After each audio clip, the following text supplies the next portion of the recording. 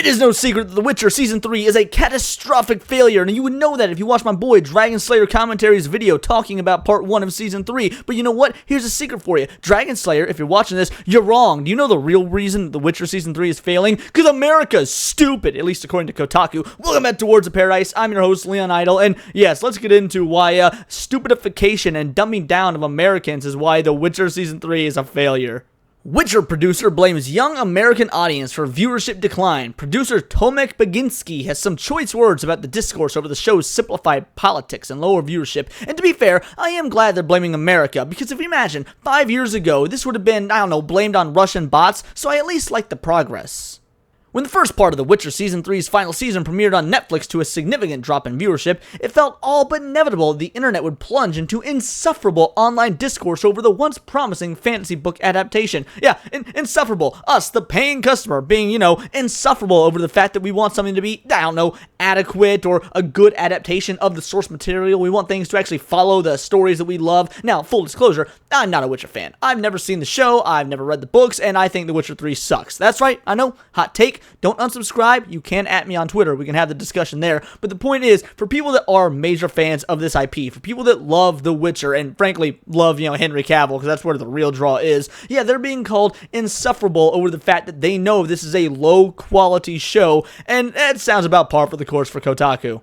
In what can only be described as the real-life version of The Simpsons' "Am I so out of touch" meme, the executive producer of the show has chimed in on the conversation by putting blame on American audiences and TikTok users. And actually, I think there might be some truth to this. I mean, let's be honest. The show is garbage. It is absolute garbage. How do I know this, having not seen it? Again, I trust my boy Dragon Slayer Commentaries. Watch his video if you haven't. But that being said, yes, our attention spans have gotten worse, and things like TikTok and YouTube Shorts are to blame. And technically, I'm part of that problem. I've made quite a few shorts myself, but the majority of you guys, you watch the long-form stuff because you got more than the attention span of a weasel, and I appreciate that about you. Last October, Netflix announced that Henry Cavill would not be returning for Season 4 and would be replaced by Liam Hemsworth as his titular monster slayer, Geralt of Rivia. Netflix stretched out this final curtain call as Geralt by splitting up its third season into 2 parts. That's right, because if they learned anything from Harry Potter and for some reason The Hobbit, again, not the fantasy series you really want to take lessons from, they knew that they could get more buzz and more money generated by splitting up into 2 parts. Yeah, honey, that's not how this is going to work with The Witcher. While the exact reason behind Cavill's departure is still unclear, fans began to speculate whether it was over Cavill's frustration with the show's writers deviating from the books. Some fans think Cavill was specifically displeased with the show's oversimplification of the book's key plot points and flattened characterization of the white-haired butcher of Blavkin, which he shined at portraying. Oh, okay, so at least Kotaku is saying that, he shined at portraying him. That's nice of them. Hence the departure. The series' plot decisions have been contentious for fans as well, so much so the producer recently weighed in on the discourse. Alright, so you want to give props to Henry Cavill, which I will give you credit. Yeah, thank you for doing, because it wouldn't have been, again, too long ago that Kotaku would have just been like, oh, he's a straight white male who's gamer and uses toxic gamer words, but at least they're giving him credit that he's good at the role. But you're still up here, calling fans insufferable, so I can't give you too much credit, Kotaku. Witcher producer says simplified plot is necessary for American audiences. Yeah, the same American audiences that purchased the game and understood them. The same American audience that, bought the books and read the books. The people that it should be made for. The actual fans. Well, y'all are just too dumb to see it visually in front of your face. I get you had to use the magic pictures in your noggin when reading the books, and that made it so much easier. But to be on full display for you on your television? Yeah, you're just too dumb for that.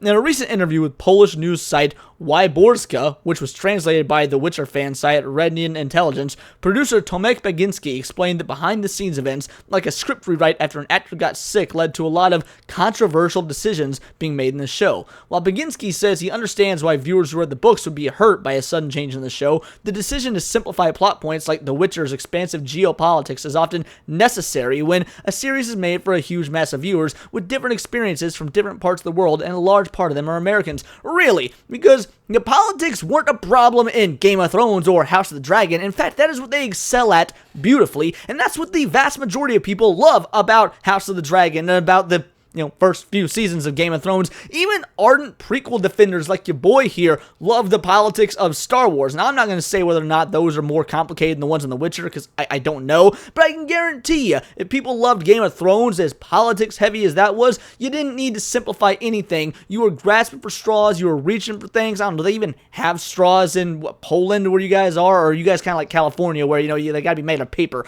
I don't know, it just seems like a really pansy European country that would probably do something like that. The point is, yeah, obviously he wants to blame Americans, oh, those dumb Americans, despite the fact that we very clearly have an interest in political shenanigans when it comes to our television shows, and they don't want to put the blame where it really is. Obviously, the radical, I don't know if feminism is the right word, but radical feminism and complete lack of care for the source material that they're adapting for legitimate fans. You can make it as political as you want to, as political as the source material, but if the rest of the writing is bad, if it is filled with modern day politics and messages and things that are of a particular political lean, it is still going to fail because it's going to be divisive and poorly written. It's also a bit hilarious that he's taking shots at the writers, saying, hey, they have to dumb it down, because they're not good enough writers, when they're, on strike right now, wanting to get, a pay raise for doing their crappy jobs. So, I don't know, it's kind of funny for him to take a stab at writers when they can't really fight back with anything. I do appreciate that, but I had the same perceptual block when I presented Hardcore 44, a never-made variation of the Warsaw Uprising, abroad years ago, and tried to explain there was an uprising against Germany, but the Russians were across the river, and on the German side, there were also soldiers from Hungary or Ukraine, Baginski told Wybagorza. For Americans, it was a completely incomprehensible, too complicated because they grew up in a different historical context. Does that not mean we can't appreciate the historical context of other work? There have been a million movies about the Japanese side of the bombings of Hiroshima and Nagasaki. We understand those quite well. Those are very heartfelt movies. Or what about, All Quiet on the Western Front? That is massive in America, and we definitely grew up in a different historical context than what is shown in All Quiet on the Western Front. I think you're just making excuses here because you're just not good at your job, mate. Where everything was arranged, America's always good, the rest are the bad guys, and there are no complications. That is absolutely untrue. In fact, America shows itself as the bad guys more often than other countries portray us as the bad guys, it seems. Baginski continued, saying simplifications of plot points are just as painful for writers as for the viewers, but oversimplifications to otherwise nuanced and complex topic are often necessary so the show can reach a larger audience. Or, and this is just for some food for thought, maybe just make it match the source material and it will find its audience. In fact, it will find an even larger audience because you will not have a massive contingent of people on the internet like Dragon Slayer commentaries who knows about the source material and then educates the normies as to why this is bad. So many individuals on the internet who are familiar with source material, whether it be Star Wars, Lord of the Rings, Marvel, what have you, will go in and make videos talking about how bad certain adaptations are, and it will turn normies off. They'll watch it and be like, oh man, that sucks. I wanted to watch this, but if it's going to be bad, I'm not going to. People still to this day seem to not understand the massive sway that content creators, YouTubers, what have you, have over the discourse in pop culture. So no, it has nothing to do with the dumbing down or the fact that Americans can't handle something complicated. It has everything to do with the fact that this show is just trash in and of itself.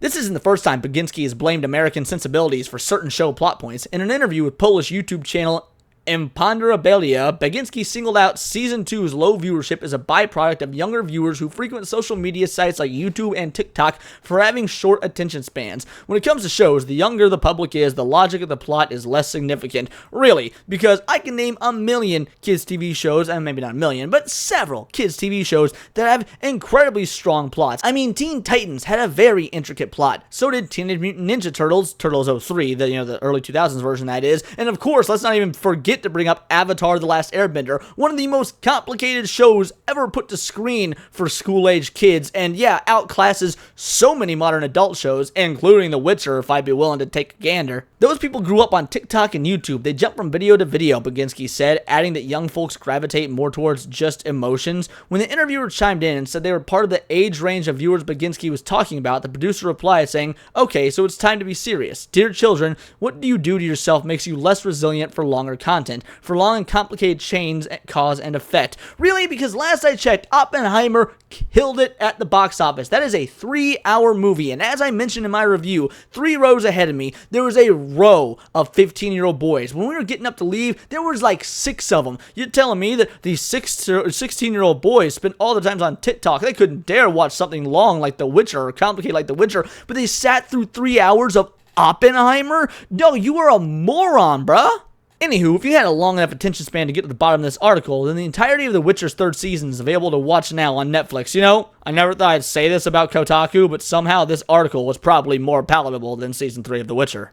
You know, this producer made me do the unthinkable, something that I need to just wash the dirt off my skin for, which is agree, at least in part, with Kotaku. I mean, they're the ones that brought up that this is the "Am I Out of Touch" meme from The Simpsons, and they're entirely correct. Don't get me wrong, they had some terrible points in other parts of the article, but at least in that instance, they were onto something. This dude has no idea what he's talking about. Now, Kotaku will not go out of its way to talk about how the American political system and the cultural system in America right now is what has destroyed this show. Writers not knowing how to write and only caring about their modern day issues through the political lens that they align with on the East Coast or West Coast, you know, where people aren't actually real because they all live in some weird ideological bubble that is not consistent with how the real world works. But that's neither here nor there. We know Kotaku will never admit that, but at least they admitted in some backwards way that this guy was completely wrong, and I'll take the small wins where I can get them. I still am never going to watch The Witcher, and I don't care how good people say Season 1 and 2 are. It is not up my alley. I couldn't care in the slightest, but if you watched Season 1 and 2 and you enjoyed it, and now you are